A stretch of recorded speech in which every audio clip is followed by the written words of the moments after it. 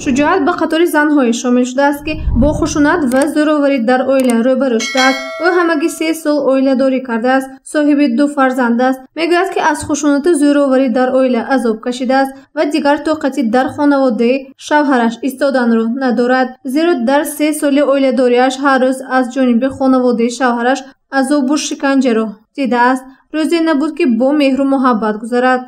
سخت جنجالی کلان شد. شوهرم اونده زدن منه. سخت زدن. ریخته اکن برفته نتانستیم. بزر برفتیم و شوهرم asram amim kişide bu xonda ravadı. Ma tüyüm yekuşam fıtı daşnamı ve kede zadan. Sonra bezir axonu buramda piyolda xonu buvam برفتم عذاب کشیده.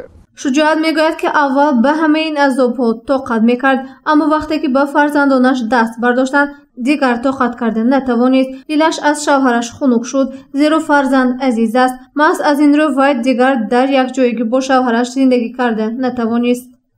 یا بار بچه مایده که همه جا میبرد که یک سالک زشتگی بودو. گرام برفتن، روزگام نگیدم گرام برفتن یک ماشتم سود مهلت داده گیبدن رفته گیبدن. یا مالی همش ماگی خونه اوزان شده استاد سیگارت کشتفس گیبدن. سیگارت هم تو داشتن. سه بار 4 بار داشتن. سرخ شد که ما چهاررس کرد خیرت نداده ساعت دو بود اسفالت به میخالتین. خیرت ساعت نداد دلم گاند زیخ شد بعدی همون دلم گاند خنک شد.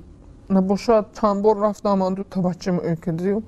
متاسفانه امروز خشونت به دردی تبدیل یافته است که قسم زیادی عائله ها را فرا گرفته است و سبب های از هم پشت خوردن عائله ها گردیده است. همه سال از سنه 24 نوامبر تا سنه 10 دکبر در تمام جهان معرکه اطلاعاتی 16 روزی علیه خشونت نسبت زنان گذرانده می شود. در گذراندن چنین چاره‌بینی ها از سال 2000 تا این جانب در این معرکه اطلاعاتی تشکیلات جمعیتی مرکزی زنان گلرخسار فعالانه اشتراک می کند.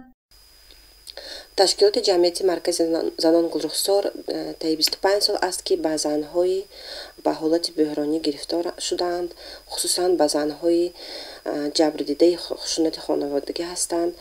یاری روانی، حقوقی و اجتماعی به طور رایگان و مخفی می‌رساند. به مرکز تعداد مراجعت کنندگان زیاد شده ایستاده است. یعنی سال گذشته همین سال زیاد شده ایستاده است. این حاضر مثلا در ده ماه 2021 همگی 2848 عدد را تشکیل داد. به پناهگاه موقتی 85 مراجعت به قید گرفته شد که از آن 44 نفرشان را زن تشکیل داد و 41 نفر را کودکان تشکیل دادند. این 85 نفر به پناهگاه موقتی فراگیر کرده شدگان همشان کورسی ریابیلیتاسیونی برقرار شوی را گذاشتند و همزمان با خوراک 3 وقته تامین کرده می شوند.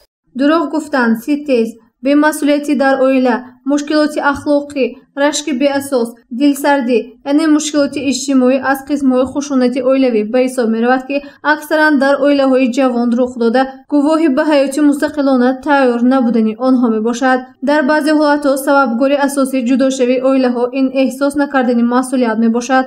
اساساً با ما مراجعه میکنند با مسئله های روانی یعنی پسیخولوژی مناسبت ساخته نتوانستند بین اعضایان عائله.